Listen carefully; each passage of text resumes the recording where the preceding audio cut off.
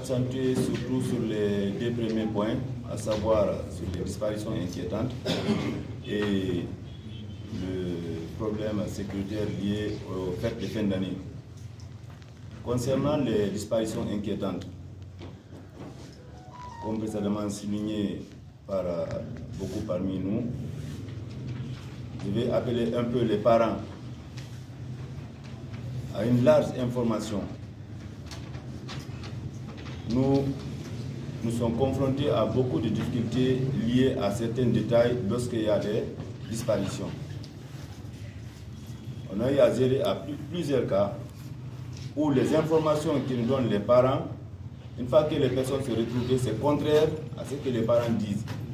Pendant que les premières informations là, qui peuvent nous outiller à savoir quelle piste suivre, il faut s'orienter sur quelle théorie pour trouver les personnes. Une fois qu'une personne disparaît, ça devient inquiétant. Une fois que c'est inquiétant, il ne faut pas avoir certaines retenues, il ne faut pas avoir certains secrets, il ne faut pas voiler la personnalité de la personne disparue. Ses fréquentations, ses habitudes, les personnes avec qui elle marche, ceux qui peuvent nous outiller pour retrouver la personne. Il arrive des filles, on va pas qualifier de disparition une fois retrouvées les filles. Ça trouve que c'est des filles qui ont fugué, qui ont quitté la famille, liées à l'adolescence, liées à certains problèmes entre elles et les parents. Quand elles quittent, les parents viennent, l'histoire qu'on nous raconte et la réalité est différente. Je vais donner quelques exemples sans donner les identités. Il y a une fille qui est quittée ici, elle est signalée disparue. Finalement, elle est retrouvée au Sénégal. Mais quelle était la cause de sa disparition? Elle était enceinte. Les parents, lorsque les parents sont venus, on a demandé les fréquentations, elle est avec qui, elle fait quoi. Ce qu'on nous raconte, que notre fille, c'est de l'école, la maison. La maison, l'école coranique.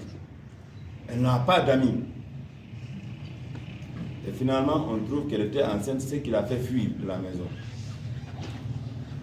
Autre fait, il y a deux filles qui ont quitté ici, s'est retrouvées en Côte d'Ivoire.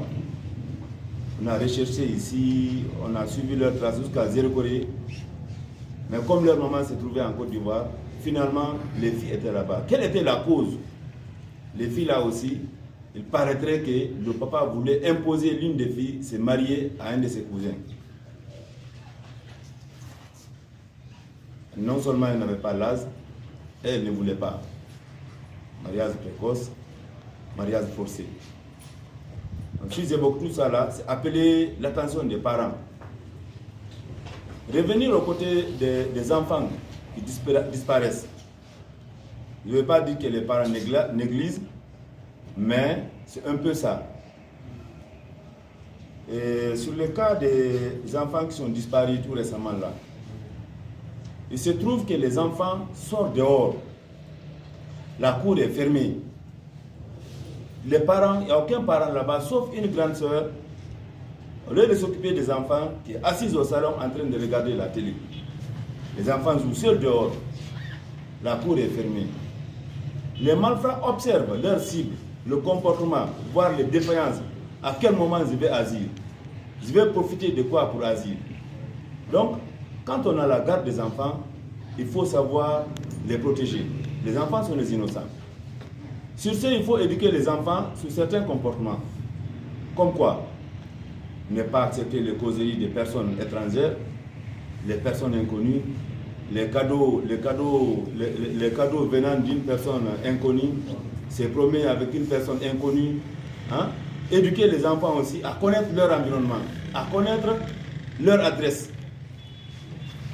À bas âge, dès que l'enfant connaît parler, il faut forcément l'apprendre qui est ton papa, qui est ta maman, vous vivez où, vos numéros de téléphone, quelles sont leurs occupations, leur travail. Les enfants doivent connaître ça.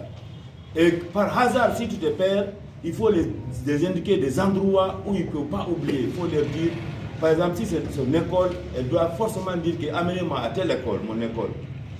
Éduquer les enfants dans ce sens. Sur les personnes âgées, connaître son environnement, les personnes avec qui elle vit. Ne pas avoir facilement de confiance à des inconnus. Parce que les malfrats viennent toujours, dans un premier temps, avec des comportements gentils. Venir trouver une famille vulnérable, trouver qu'est-ce qui leur manque, venir les offrir des aides. Ce sont des cadeaux empoisonnés. Ne pas avoir confiance à quiconque rapidement. Une gentillesse à la hâte nouvelle, il faut te demander qu'est-ce qui est derrière cette gentillesse. Qu'est-ce que la personne la cherche. Les disparitions peuvent avoir plusieurs causes.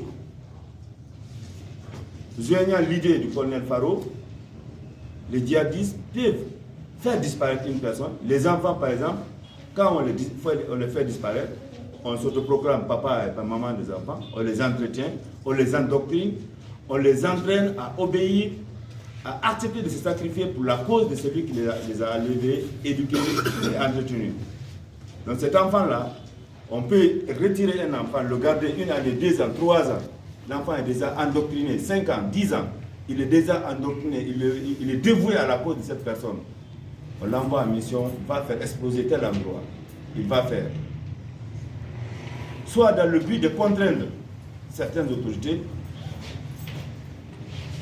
Donc, tenir compte de tous ces facteurs. Le facteur ratio entre forces de sécurité et la population, c'est largement différent. S'il faut forcément, par exemple, la gendarmerie puisse couvrir tout l'étendue du territoire national, il faut au minimum 60 000 gendarmes. Il faut au minimum 60 000 gendarmes. Est-ce que nous avons même 10 000 gendarmes? Donc, pour que nous puissions parer à cela, il faut que nous communiquons. La population constitue nos yeux et nos oreilles dans leur famille, dans leur communauté. Nous ne pouvons qu'intervenir lorsqu'on nous informe. On ne peut pas être présent partout, mais nous sommes présents partout à travers vous. Donc à vous de nous aider pour sécuriser cette ville. Les comités d'éveil évoqués, c'est important, mais il faut aussi les faire comprendre leurs limites. Quel est leur rôle? Qu'est-ce qu'ils doivent faire? Qu'est-ce qu'ils ne doivent pas faire? Parce qu'il ne faudrait pas que ce soit des groupuscules organisés pour brigander, pour faire du tort aussi. Parce que je crois que c'est ce qui a fait éteindre beaucoup de comités d'éveil. Les abus. Ils ne sont pas la loi. Ils appuient la loi.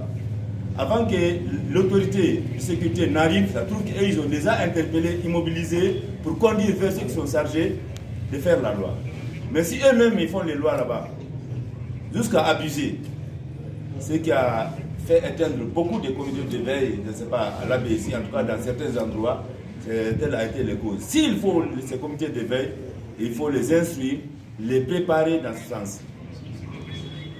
Donc, toujours auprès des citoyens, être en contact avec les forces de défense et de sécurité, avoir les numéros de la police, la gendarmerie, toutes les structures de sécurité, avoir leurs numéros qui peuvent passer en permanence. Par exemple, nous, à notre niveau, on a des numéros verts. En dehors des numéros verts, on a des numéros qu'on a mis dans nos services qui sont opérationnels H24, qu'on peut appeler à tout moment. Donc, il ne faut pas retenir les informations. Plus nous sommes vite informés, plus nous pouvons agir vite. Je vous remercie.